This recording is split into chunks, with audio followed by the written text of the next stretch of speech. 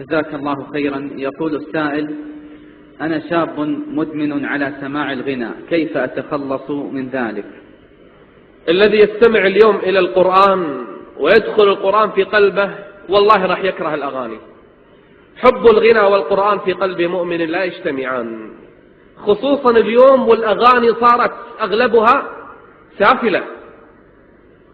أغلب الأغاني اليوم مو فقط أغاني، استعراض جسد، اليوم عهر، اليوم الكلام اللي يقال في الأغاني فحش وبذاءة.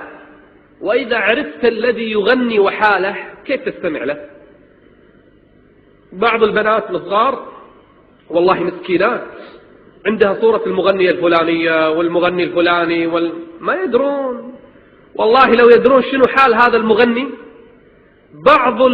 إحدى المغنيات والأمر كتم عليه، إحدى المغنيات اللي تستقبل في بلاد المسلمين ويحبونها البنات والشباب، سئلت في مقابلة عن كلبيها، عندها كلبين، شنو سميت الكلبين؟ قالت: سميت أحدهما أحمد والثاني محمد.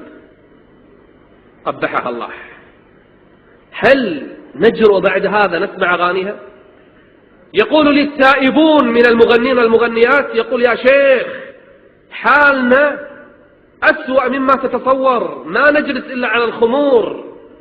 يقسم لي أن الواحد ما يغار على زوجته، ما يغار حتى على زوجته. هؤلاء المغنين والمغنيات كيف نسمع أغانيهم؟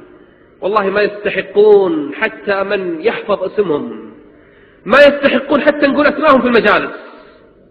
اليوم مصيبة اللي يشتري أشرطتهم ويربحهم ويحط صورهم، ويحشر المرء يوم القيامة مع من أحب. تحب القراء تحشر معهم، تحب ما شاء الله شريم وأسمع سديس وأحب الحذيفي وأتلذذ بالعفاسي وأسمع العجمي وغيره من القراء، هؤلاء الذين أحبهم إن شاء الله تحشر معهم في الجنة يوم القيامة. من أحب قوما حشر معهم. حب القرآن إذا دخل في القلب يطرد كل ما سواه.